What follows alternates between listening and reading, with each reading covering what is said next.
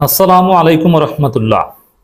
বাংলাদেশের রাজধানী ঢাকা নতুন এক ইতিহাসের সাক্ষী হলো। রাজধানীর সোহরাওয়ার্দী উদ্যান বাংলাদেশের রাজধানী ঢাকা চরমোনাইয়ের সমাবেশকে কেন্দ্র করে জনসমুদ্রে পরিণত হয়েছে। জনতার এক মহা জাগরণ দেখলো আজকে রাজধানী ঢাকা সোহরাওয়ার্দী উদ্যান।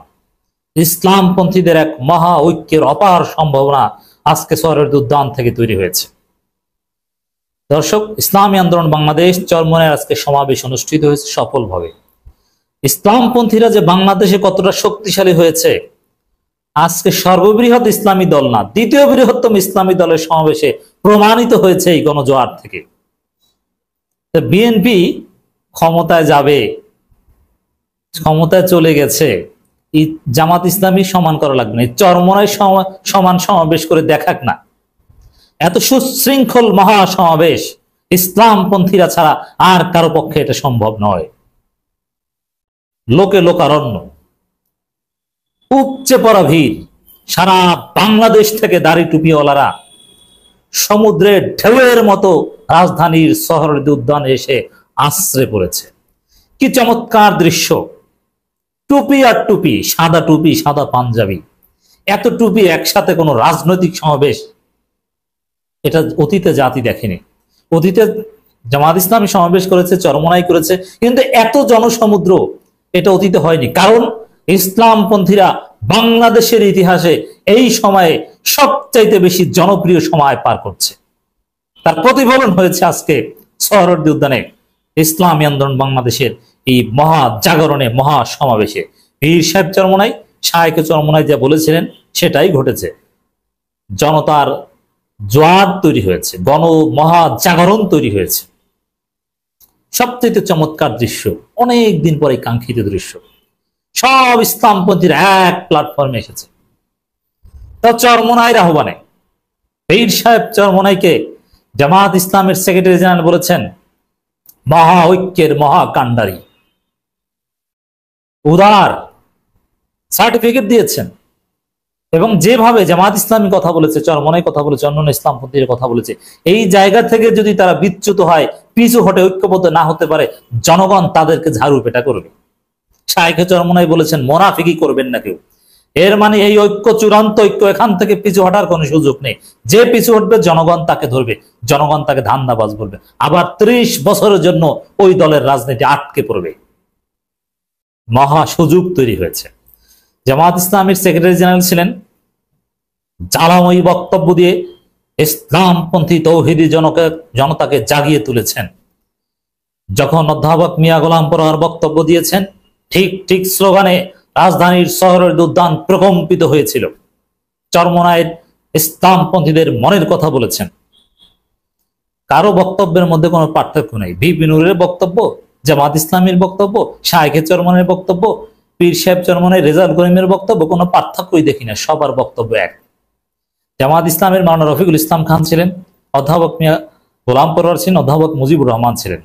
সাধারণ জামাতের অনেক নেতাকর্মীরা এখানে উপস্থিত হয়েছিলেন। দর্শক, এই সমাবেশ বিএনপির বিরুদ্ধের সমাবেশ। কারণ দেশ, জনতা, দেশপ্রেমিক দল এবং ইসলামপন্থীদের যে দাবি, এই দাবির বিপরীতে অবস্থান করছে বিএনপি। অতএব বিএনপিকে দাওয়াত দেয়া হয়নি। বিএনপি আসে নাই তা না, বিএনপিকে দাওয়াতেই দেওয়া হয়নি।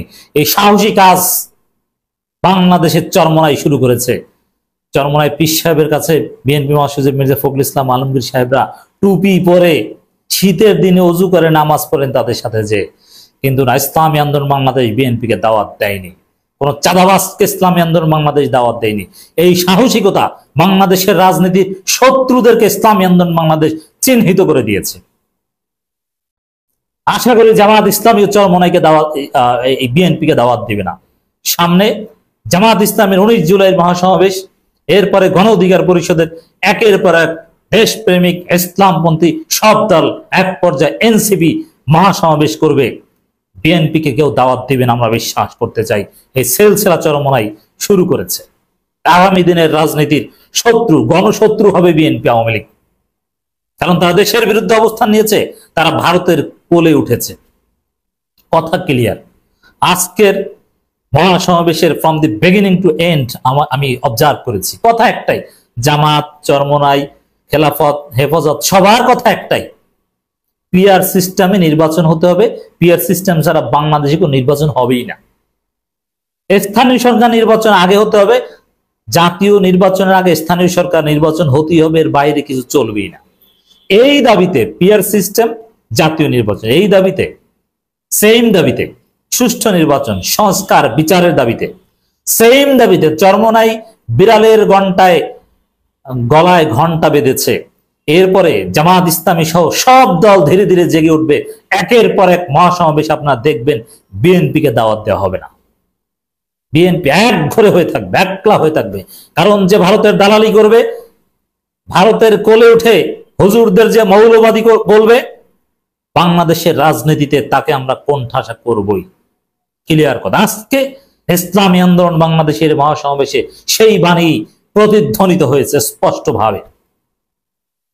আমির জামাত, বাংলাদেশ জামাত ইসলামীর আমির ডাক্তার শফিকুর রহমান উপস্থিত জনতাকে সালাম জানিয়েছিলেন এবং সেই সালাম সাদরে সবাই গ্রহণ করেছে। ইসলামপন্থীদের মধ্যে আর কোনো বিভেদ নাই, ইখতিলাফ আছে, কোনো ইফতেরাক নেই।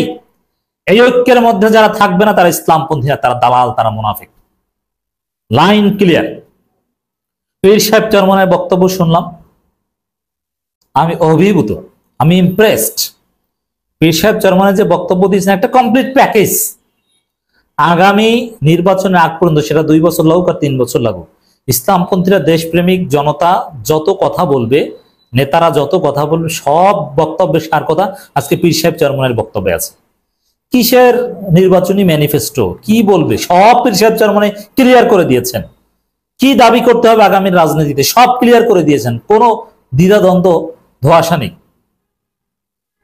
দর্শক, কৃষকদের জন্য কি করবেন, নারীদের জন্য কি করবেন, জেনজিদের জন্য নির্দেশনা কি বা নসিহত কি, তাদের জন্য কি করবে, সংখ্যালঘুদের জন্য কি করবে।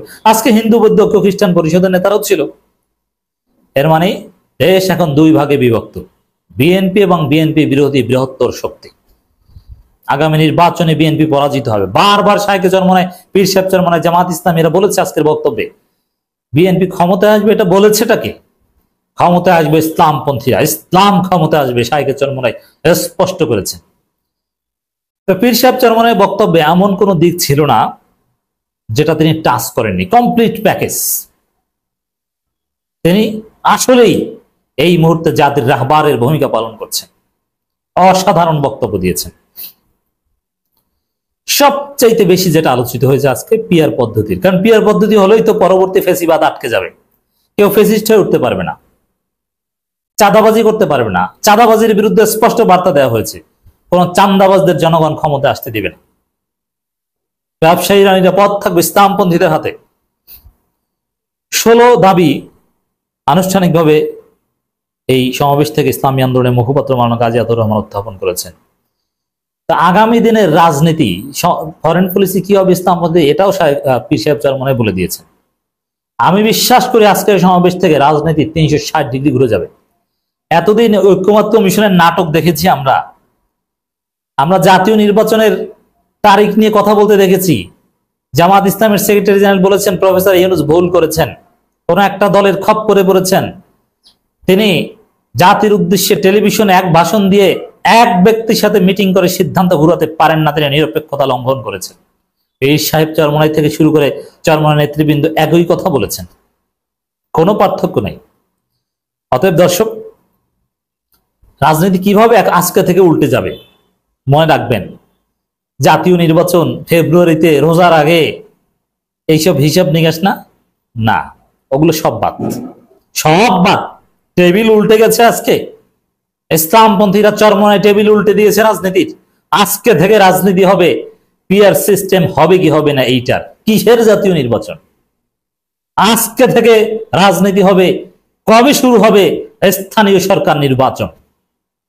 ওদিকে ছাত্র জনতা তারা শুরু করবে কবে হবে ছাত্র সংসদ নির্বাচন। আজকে থেকে রাজনীতি হবে চাঁদাবাজদের পক্ষে এবং বিপক্ষের রাজনীতি। আজকের সমাবেশ সেই সূচনা করেছে। আজকের সমাবেশ বিএনপির কলিজায় কাঁপন ধরিয়ে দিয়েছে। দুষ্কৃতিকারীরা সমাবেশকে বানচাল করার চেষ্টা করেছিল, অস্ত্র নিয়ে ঢুকেছিল। এর রহস্য উদ্ঘাটন হবে আশা করি। নতুন দিগন্তের সূচনা হয়েছে আজকের সমাবেশ থেকে। আজকের সমাবেশ থেকে রাজনীতির পরবর্তী গতি প্রকৃতি চলবে নির্ধারিত হয়েছে ইনশাআল্লাহ। আগামী দিন সম্ভাবনার উল্টাপাল্টা কেউ করে পার পাবে না, কেউ করতে পারবে না। শারজিস আলমরাও কথা দিয়ে এসেছেন, এরপর তার কেউ থাকে না। এর মানে রাজনীতির পক্ষ বিপক্ষ ক্লিয়ার। আজকে বিএনপি বাদে সবাই ছিল, বিএনপি আর আওয়ামী লীগের দোসর বাদে সবাই এই সরদ উদ্যানে ছিল। এর মানে স্পষ্ট রাজনীতি বিএনপি ভার্সাস অল।